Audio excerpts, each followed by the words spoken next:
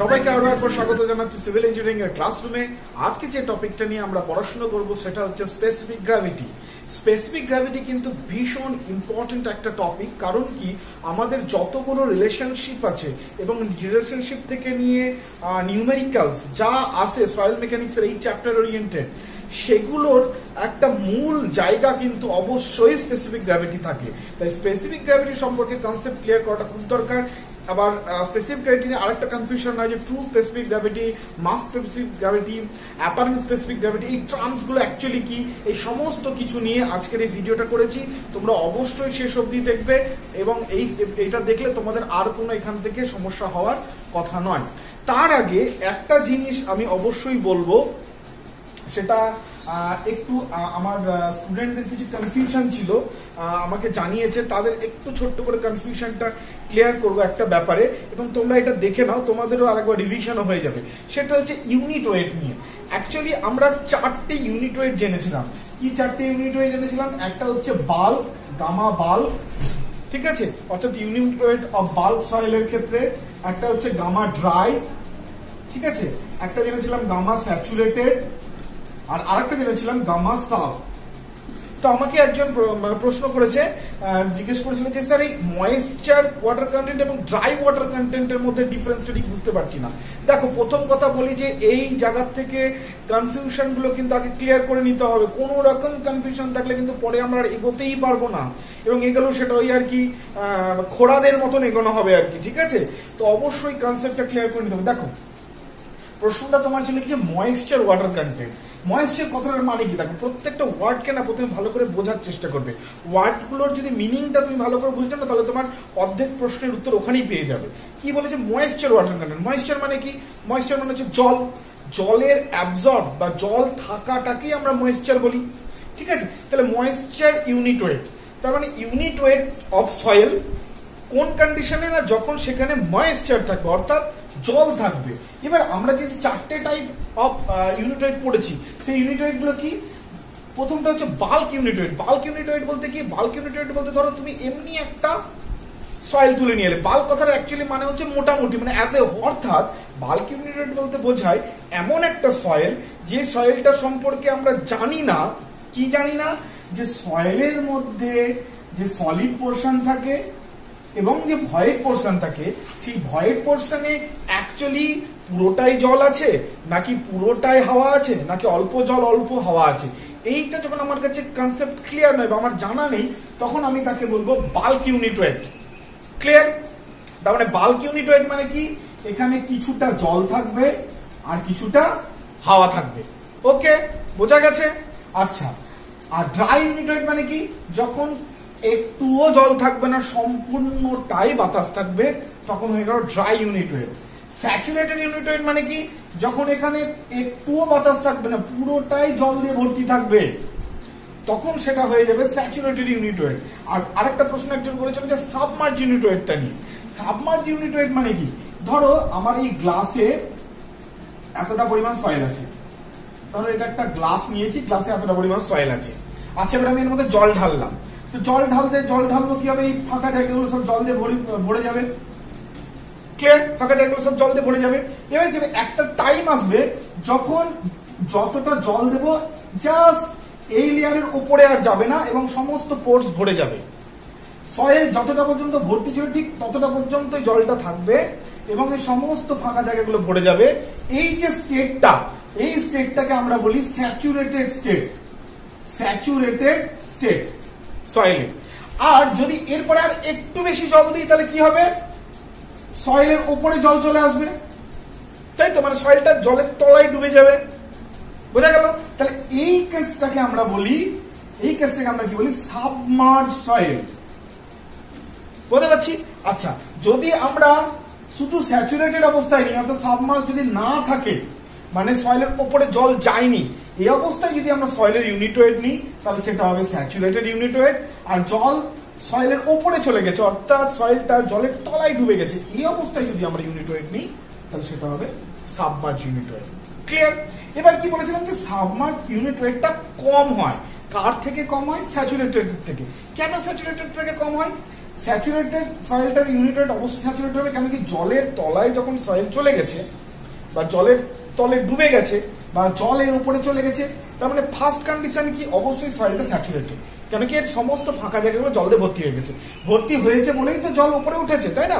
যদি ভর্তি না হতো তাহলে জল এগুলোতে ঢুকে যেত, জল উপরে উঠে আসতো না, ভর্তি হয়ে গেছে মানে জল উপরে, তার মানে সয়েলটা স্যাচুরেটেড।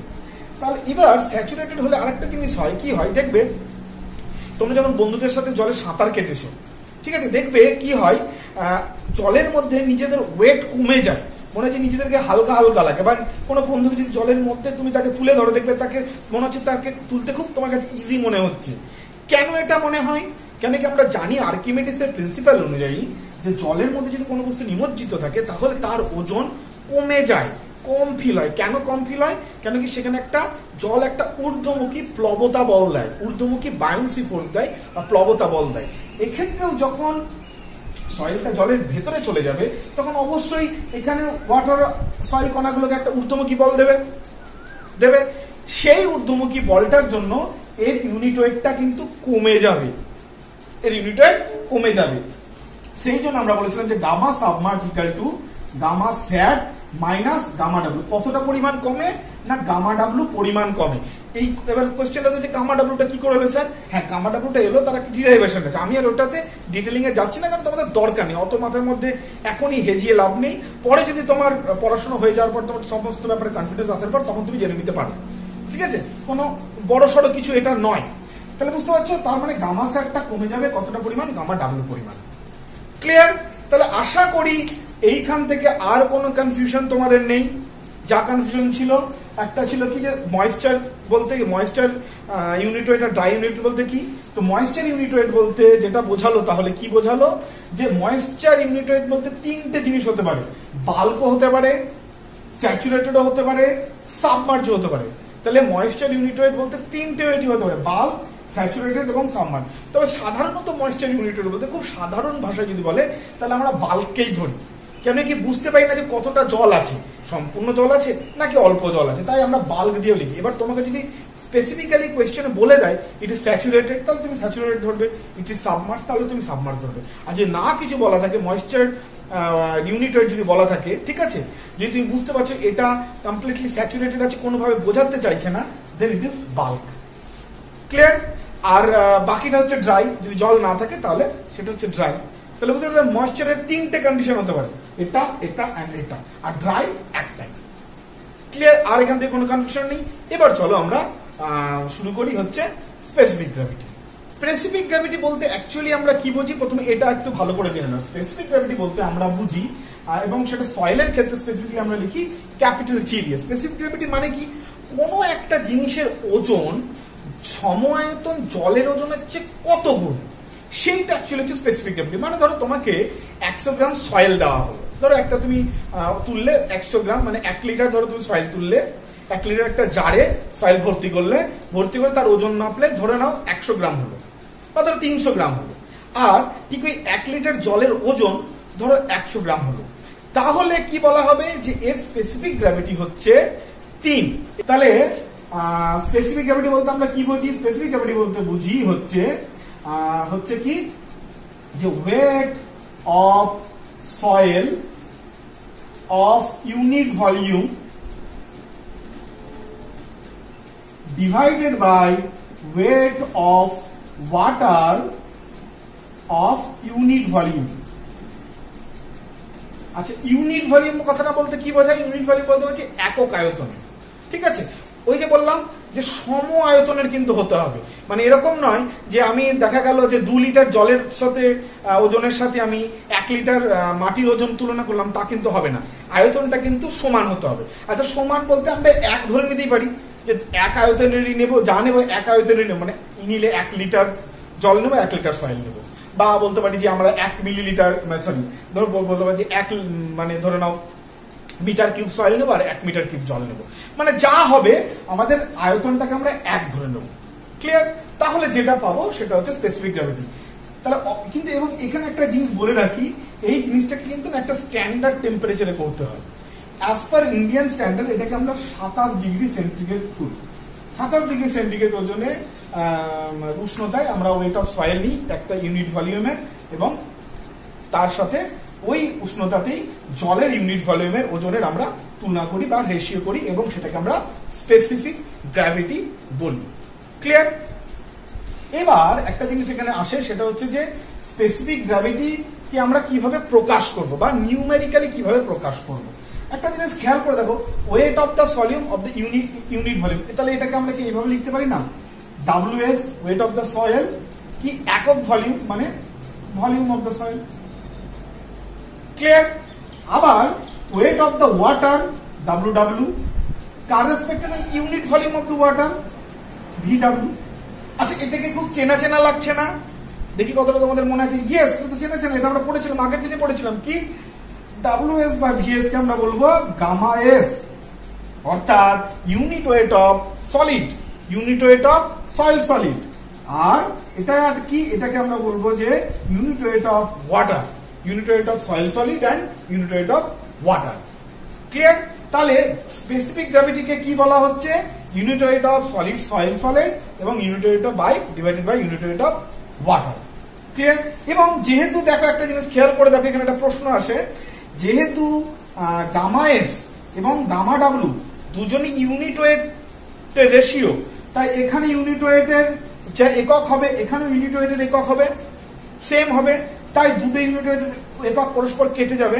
তাই স্পেসিফিক গ্র্যাভিটি কিন্তু একটা ইউনিট লেস মানে প্যারামিটার, অর্থাৎ একক বিহীন একটা প্যারামিটার, মানে স্পেসিফিক গ্র্যাভিটির কিন্তু কোনো একক হয় না। এটা একটা কোয়েশ্চেন আসতে পারে।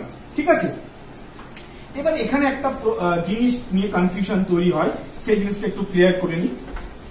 সেটা হচ্ছে অনেক সময় বলা হয় যে জি মানে specific gravity true specific gravity, বা এটাকে অ্যাবসোলিউট স্পেসিফিক গ্র্যাভিটিও বলে, অ্যাবসোলিউট স্পেসিফিক গ্র্যাভিটিও বলে। অ্যাবসোলিউট বা ট্রু স্পেসিফিক গ্র্যাভিটি বলতে কি বোঝায়? এটা বলতে বোঝায় যখন আমরা সয়েলটাকে যে আয়তন মাপবো না, যে সয়েলকে যেমন বললাম যে 1 লিটার সয়েল নেবো, তো এই যে সয়েলের যে আয়তনটা মাপবো, সেই আয়তনটা যদি আমরা সয়েলকে শুধু সয়েলের সলিড কণাগুলোকে নিয়েই মাপি, মানে ধরো ওর সয়েলের মধ্যে যতগুলো ফাঁকা জায়গা আছে আমরা সব ফাঁকা জায়গাকে বার করে দিলাম, তাহলে শুধু সয়েল সলিড পড়ে থাকলো। তাহলে শুধু সয়েল সলিডের যদি আয়তন নিই, তার সাপেক্ষে যদি সমায়তন জলের ওজন দিয়ে ভাগ করে দিই, তাহলে যেটা বেরোবে সেটাকে বলবো আমরা ট্রু বা অ্যাবসোলিউট, ঠিক আছে, স্পেসিফিক গ্র্যাভিটি। আর যদি এরকম হয় যে সয়েল নিলাম, সয়েলের মধ্যে ফাঁকা জায়গাগুলো থেকেই গেল, তার আয়তন ডিভাইডেড বাই সমায়তন জলের ওজন, এটা যদি করি তাহলে সেটাকে বলবো আমরা অ্যাপারেন্ট, জি অ্যাপারেন্ট, বা ওটাকে মাসও বলে, মাস স্পেসিফিক গ্র্যাভিটি। খুব ভালো করে মনে রাখো, ট্রু বা অ্যাবসোলিউট স্পেসিফিক গ্র্যাভিটি মানে কি, যেখানে সয়েলের শুধুমাত্র সলিড পোরশনের আয়তন ডিভাইডেড বাই সমায়তন জলের আয়তন।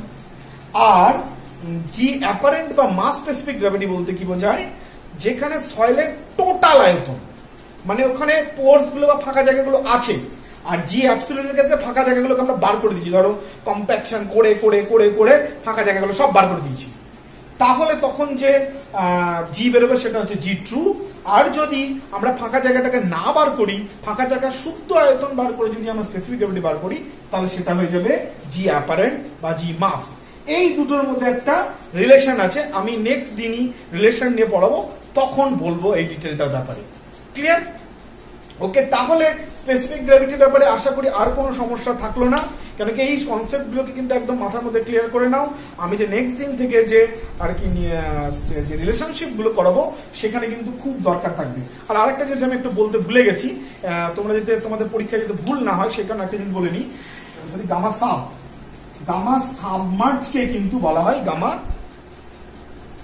ড্যাশ, ঠিক আছে, সাবমার্জ ইউনিট অফ সয়েলকে কিন্তু গামা ড্যাশ দিয়েও প্রকাশ করা হয়। তাহলে আজকের ক্লাসটা আপাতত এটাই থাকলো। আমি নেক্সট দিন থেকে রিলেশনশিপ করাবো, রিলেশনশিপ গুলো আমরা শিখবো। তার আগে একটা ছোট্ট জিনিস একটু বলে নেবো, সেটা হচ্ছে relative density index of soil, সেটা আমি একটু বলে নেবো, তারপরে আমরা রিলেশনশিপে ঢুকে যাবো। ঠিক আছে, তাহলে আজকে ক্লাসটা এইটুকুই। তোমরা অবশ্যই ভিডিওটা ভালো লাগলে বা ক্লাসটা ভালো লাগলে অবশ্যই লাইক করবে, সাবস্ক্রাইব করবে, এবং আমি তোমাদেরকে যেভাবে ইনফরমেশন দিচ্ছি, যেভাবে পড়াচ্ছি, সেটা কিন্তু তোমাদের পরীক্ষার জন্য বিশেষত চাকরির পরীক্ষার জন্য কিন্তু ভীষণভাবে দরকার। ওকে, এবং আমি আমার এক্সপিরিয়েন্সের বেসিসেই কিন্তু এগুলো পড়াচ্ছি। যাই হোক, ঠিক আছে, তাহলে আজকে এইটুকুই, আবার নেক্সট ক্লাসে দেখা হচ্ছে, ততক্ষণের জন্য বাই।